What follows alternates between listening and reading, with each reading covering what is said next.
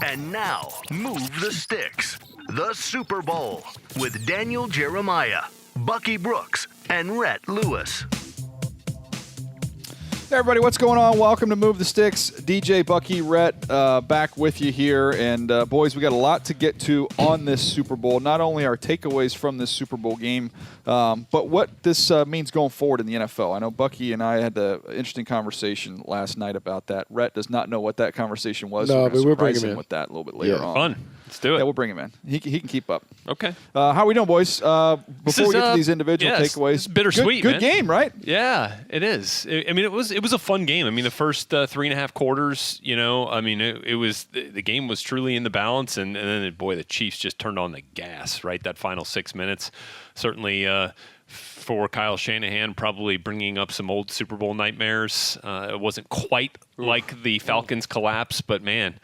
To be up 10 with 6 minutes to go and not win the game is a tough way to go. Yeah, I mean, this is a game that brings in so many things that we talk about in the scouting world into play. Building around your quarterback, what is a true franchise quarterback, what franchise quarterbacks bring beyond just their skills, the hope and the optimism. And then when you think about coaching, like how you manage your roster and what you have and how you kind of minimize your weaknesses and enhance your strengths, all of this kind of came to fruition in this game. And so to me, it's kind of a fascinating watch. And I think it's one of those where evaluators will pop in this tape and look at it over and over and over again just to look at the construction of the two teams. Yeah, there's definitely a scouting slant to this that we're going to get to as we go through these takeaways. But we each have one, and like Rhett said, almost a little bittersweet here because we've been doing these takeaway podcasts throughout the entire season. Last one, no doubt. But look, the offseason shrinks. But then we're just getting in rolling. the NFL. We've got a lot to be excited about. Yeah. And the draft gets rolling. We're going to have Pat to the Draft coming your way, as well as lots of draft stuff right here on Move the Sticks. So with that said, let's finish this thing up the right way here. I'll start with my first takeaway from this game, and that was – once again, in a big game, it was Mahomes' mobility that was the difference. 40 seconds remaining first quarter. In the eye, Patrick Mahomes. Fullback, Sherman shifts to the right. They're going to run a sprint option action. Mahomes keeps it. He dives right side. Touchdown! Kansas City! Patrick Mahomes, a 1-yard touchdown run. His third rushing touchdown of his postseason career. Yeah, you heard that touchdown run right there, but also some huge third downs. A couple 3rd and 5s he was able to convert with his legs. Then you also look at the 3rd and 11 where he took off and had the first down, then the ball got hit and knocked back a yard, but still makeable 4th down for him. They went on to finish off that drive. I just thought, Buck, when you look at the way that the league is headed, and this is something we can touch on a little bit later on as we go to these kind of big picture takeaways, but the NFL – the college game is giving us a lot more quality defensive linemen than quality offensive linemen. It's been that way for almost a decade, maybe more than a decade. That's not going to change anytime soon. So to me, what that tells me is you're not going to have a wall in front of you. That's just not going to happen. The guys you're going to have to block are going to be better than the guys you have blocking more times than not. If your quarterback cannot move, cannot get out of trouble, you have no chance, man. And I thought Mahomes in so many big games, especially in the postseason, think about that long run against the Titans, the touchdown run where he runs dude over. His mobility was huge in the Super Bowl. Yeah, it was huge. And I think from the quarterback position, he is the new prototype in terms of what you want. Now, everyone is going to say that because, hey, he's the most talented guy that maybe we see at the position at the current time. But I think he's a new prototype in terms of what everyone is looking for now is a guy who can throw inside and outside the pocket, a guy who has a gunslinger's mentality, meaning that he is not, he doesn't wilt under the pressure of poor mistakes and bad decisions. He's able to kind of bounce back with the resiliency. And then ultimately, at the end of the day, he is a playmaker. I think if we put this in the basketball terms, so much of the times when we evaluated quarterbacks, we've been looking for shooters. I think right now we're looking for scores, guys who can just find a way to get it done. When you think about the 3 quarterbacks that earned accolades this weekend, Kyler Murray, Offensive Rookie of the Year, Lamar Jackson, NFL MVP, Pat Mahomes, Super Bowl MVP. They just find ways to put the ball in the bucket. And I think as we're beginning to look at quarterbacks, it's a little less of the artistry and more about the production, and no matter how they do it, can they find a way to get it done? Yeah, you throw Deshaun Watson into that conversation as well. It was in this postseason. I think when we look back at this game and at this run for the Chiefs, you look at a team that was down by 10 plus points, 10 or more points in every game this postseason, then came back to win each game by 10 or more points. That's insane. That speaks to your resiliency, Bucky, like you were talking about with the quarterback, because they are never out of it, not only in the framework of a game, but in the framework of a possession. And that's where the 3rd and 15 comes in, right? This is a team that converted 6 3rd and 15s this year, more than any other team in football. 3 of them went for touchdowns, which is more than any other team in football. And although the Tyreek Hill conversion in this game didn't go for a score, it led to a score that got them back into the game. So let's just hit on a couple of things from that play. By now, you know, if you've read the Peter King Monday Morning Quarterback, whatever he calls that thing. Stinger. Wasp. Yes. Because as Andy Reid said, literally put the stinger on him. And look, that's terrific insight that Peter King got, because we love learning the details, right? Philly special, Wasp, that stuff. But man, you go back and look at that route that Tyreek Hill ran. Oh my gosh, Jimmy Ward didn't stand a chance on that thing. Not the way they were covering it, which I know probably wasn't what was intended. Not with that much space. I mean, so Tyreek, a bust on Mosley, right? On the other side, on his third of the field. So it was so cool because I was watching that route and reading about how Tyreek Hill was talking about it. He said, look, speed kills in this league. I have more speed than anybody. I used my speed to eat up the cushion, and once I could get his hips turned, I knew it was over. So when I started watching that thing, Jimmy Ward closes the gap on Tyreek to the near hash. And when Tyreek makes his move inside and back to the outside, Jimmy Ward flips his hips so violently that it takes him all the way to the other hash. Yeah. And there was 10 yards of separation. And then you go back to Mahomes' role in this play. He was beat up, and his offensive line was beat up, and he was pressured often in this game, and on that play in particular. So that ball was snapped from the minus 35-yard line. Mahomes was in the shotgun. He receives it at the 30. He then lets it loose at the 22, so backtracking 13 yards 9 steps from where the ball was snapped just to get away from the pressure, and then unleashes the longest completion in terms of air yards this season. Ball travels 57 when his team really needs it. I mean, that's putting a team on your back. That is rising to the occasion when your team needs you the most. I mean, it's really unbelievable. It reminds me, in staying with the basketball thing, it's a Steph Curry half-court shot, basically. Yeah. Like it's Steph Curry coming past the timeline and just launching one. And we're so accustomed to seeing Steph hit those shots that it's nothing to us. I think we're kind of becoming the same way with Pat Mahomes. We've seen these kind of plays where he kind of fades and drifts and just launches a missile. I never would have imagined on 3rd and 15 they would give it up. I would say by play design, though, it was really an excellent design because Mosley really had no choice but to go inside in the way they play their cover 3 with the dig. And, I mean, it's just one-on-one Tyreek Hill on Jimmy Ward, and that is a win for Hill all day. Interesting thing about that play. I talked to a buddy that's been in the scouting world for a long, long time. He got multiple Super Bowl rings.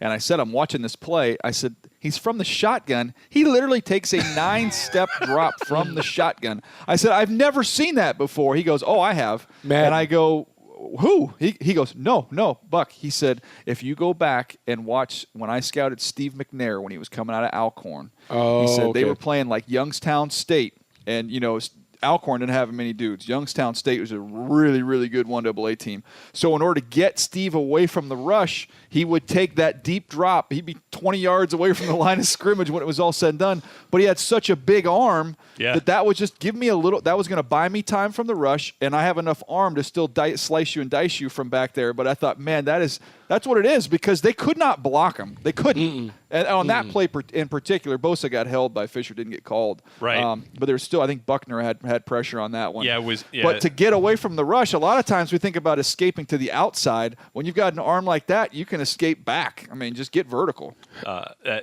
That's awesome. I love that you brought up the McNair part because one of the best high school quarterback I ever saw in my life was Brock Berlin playing for Evangel Christian Academy. And Evangel. I saw him play. And they set up in shotgun 10 yards on every play. Like it was a 10-yard shotgun. It was like a deep snapper.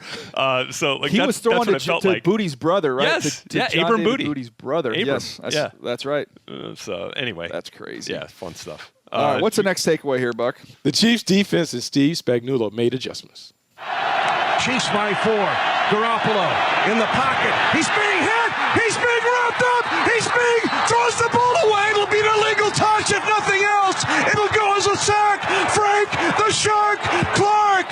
crank the Shark Clark. Get it done. How about that excitement? So, look, we always talk about this game being one of adjustments. Like you see what someone has as their fastball, you try and get them off the fastball and make them use their changeup.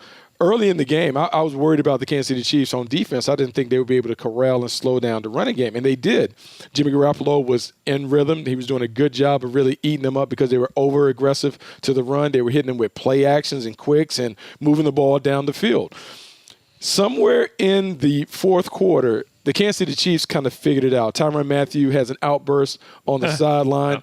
They begin to kind of find a way to start creating pressure. You saw Steve Spagnuolo bring more 5- and 6-man pressures. And I believe the biggest play of the game was when Sorensen hit Jimmy Garoppolo. When he hit him in the fourth quarter, it changed the way that Jimmy Garoppolo was throwing. We always talk about the harassment and how it changes and alters the rhythm of the quarterback's play.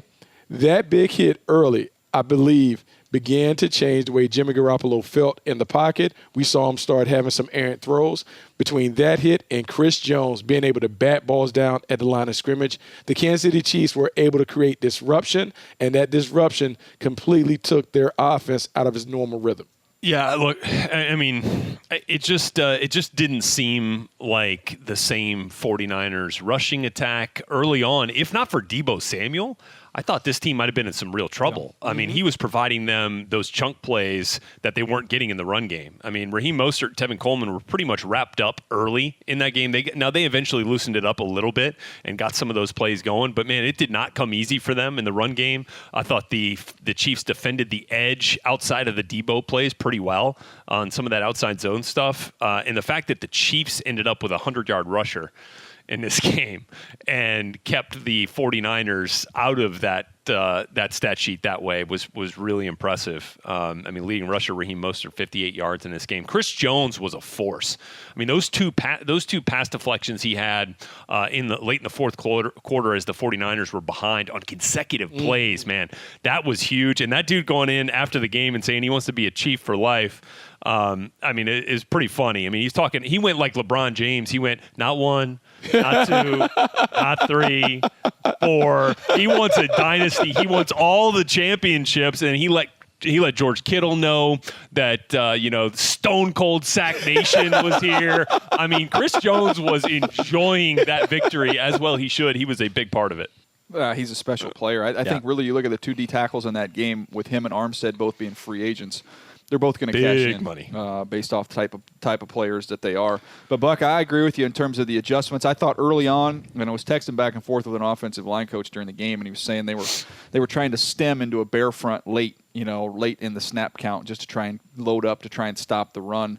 And had some success with that early on. Then I thought the Niners did a nice job with Deebo Samuel kind of hitting the alley on them there, creating another blocker with the running back. I think might have been Mostert, I think, right? Mostert, I think, had a huge block up there on the safety on one of them. But I don't understand why they didn't necessarily keep going back to that. I thought this was a game where Deebo Samuel should have had 7, 8, 9 carries. Yeah, he only had 3. The way that he was rolling, the way they had him going. I don't understand that.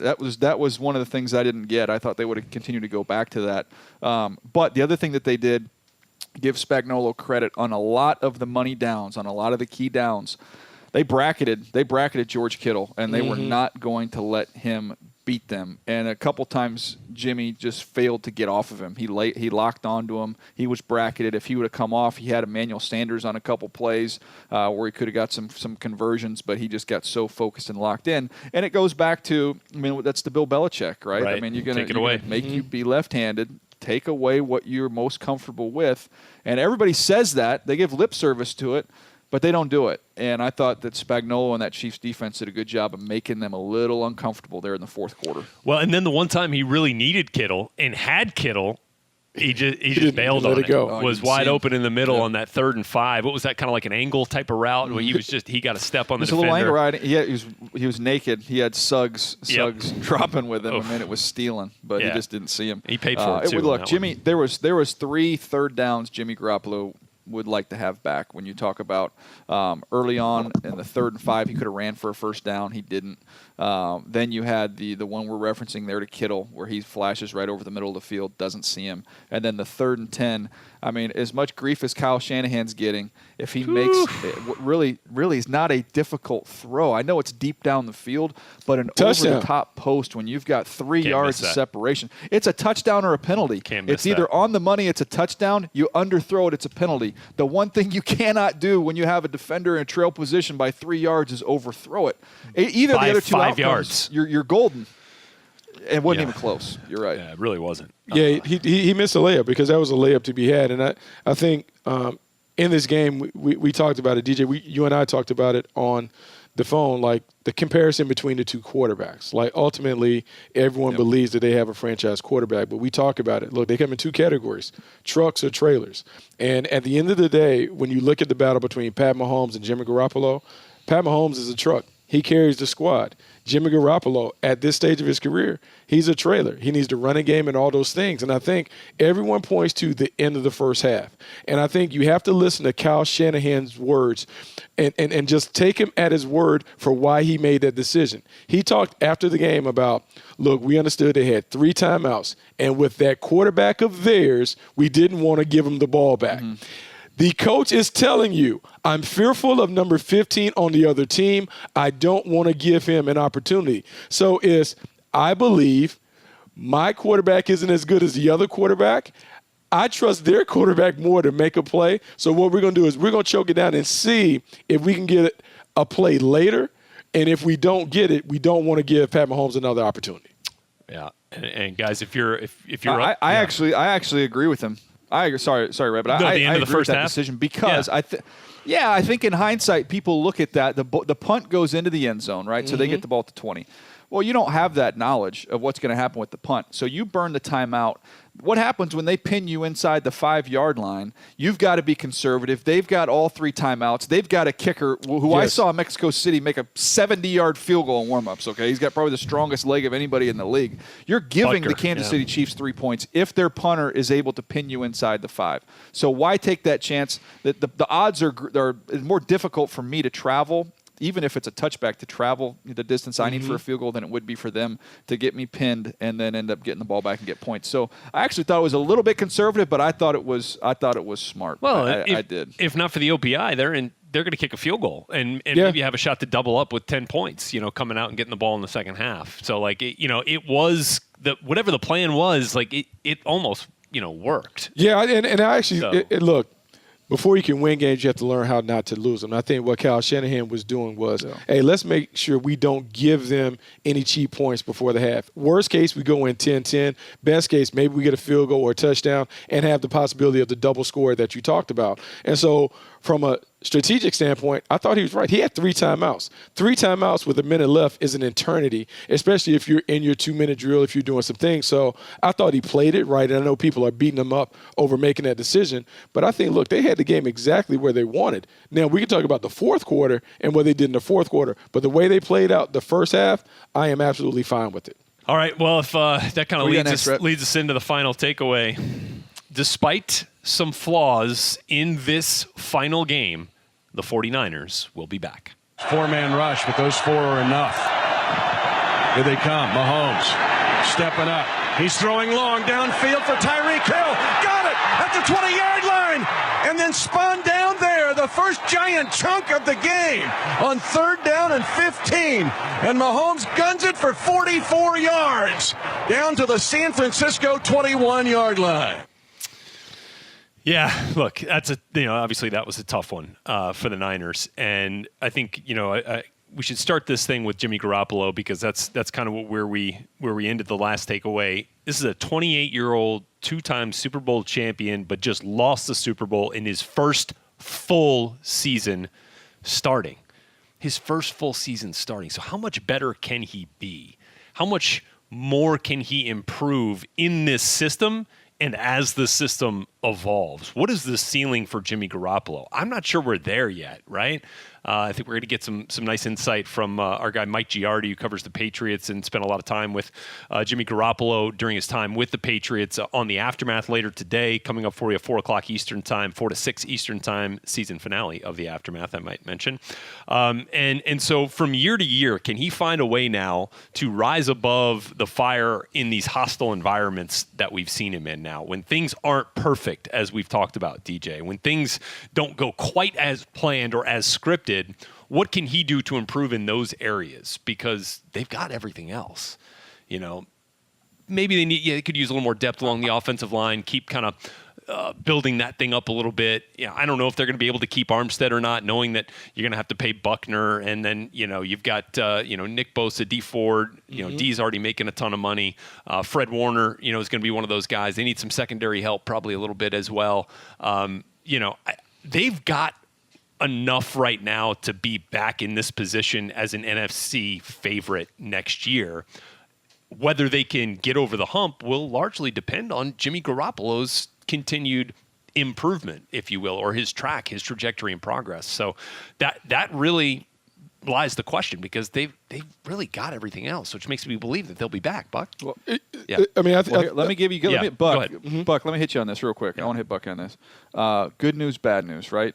Think about this season without this rookie class, right? So Nick Bosa, that's the best player on their football team, and they couldn't block him throughout the season, and then we saw that and even in the Super Bowl. Deebo Samuel, I thought, was their best offensive player. Dre Greenlaw saved their season with the tackle that he made against Seattle. Yeah. That's just 3 rookies right there. That's the good news. The bad news, I don't know why I didn't think about this or hadn't put this together. They got no Buck, picks. The 49ers they pick 31. They don't have a pick in the 2nd round, 3rd round, or 4th round. None. They don't pick again until the 5th round. Well, so they're either going to have to trade back, or they're going to have to be engaged in free agency.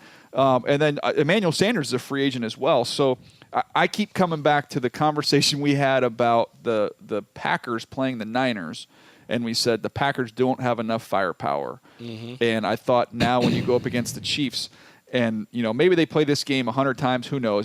I tend to believe it might be 50-50 in terms of who wins those games, very closely matched. But I do think San Francisco in the offseason needs more firepower in the passing game.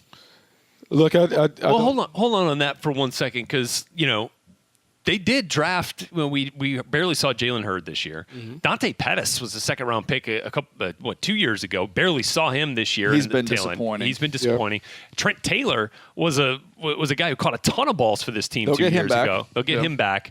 There are some pieces there that we haven't seen yet as well. There are some pieces there. I do want, and no one will talk about it because you talk about the firepower or whatever, and they've been able to get away with kind of doing it with like a cast of characters in the backfield. But imagine if you put a high-end running back behind them, and you think about what they could command. The running already Hoosiers. I mean, sorry. I'm just saying. Sorry. I'm just saying if we were talking about a DeAndre He's Swift, talking about guys with 1,000-yard season. Sorry. I'm just saying if we put in a high end Raheem Mostert. a high end running back, like a high end running back there to add and elevate maybe the running game. Maybe that would be so. I know you're talking about the 2nd-ranked running game. Why would you go get another running back? But really, you pointed out all the receivers that they've invested in. The only other way that they can do it, they would have to go in free agency and find one in. Who is the magical wand that's out there to kind of help them at pass catcher? And Jerick McKinnon, too. Like, what's going to be his status coming back? We haven't seen him for 2 years. I can imagine we'll see him the 3rd year. I mean, hadn't played a snap in a Niners uniform, really. That was meaningful. Yeah. So that was one of their big signings, a couple of years ago. Well, they got a lot of young talent, though. I mean, we've talked about it. We'll see what they can do with Armstead. It's going to be tough to pay him based off of the other guys they have in that defensive I think front. Jimmy Ward's a free agent, too, along with Emmanuel Sanders. Yeah, and I think obviously like the big play, like they have to think about like who is eventually going to replace Richard Sherman on the island. DJ, Rhett, you might have been part of this conversation. We talked about this overall speed, and we were worried about like, look, if they can block them up front, the speed would take over. And we saw when they blocked them up, they can't run. I think one thing that San Francisco can do is they can make a concerted effort to get more speed and athleticism in the back end. Yeah, I think that's accurate.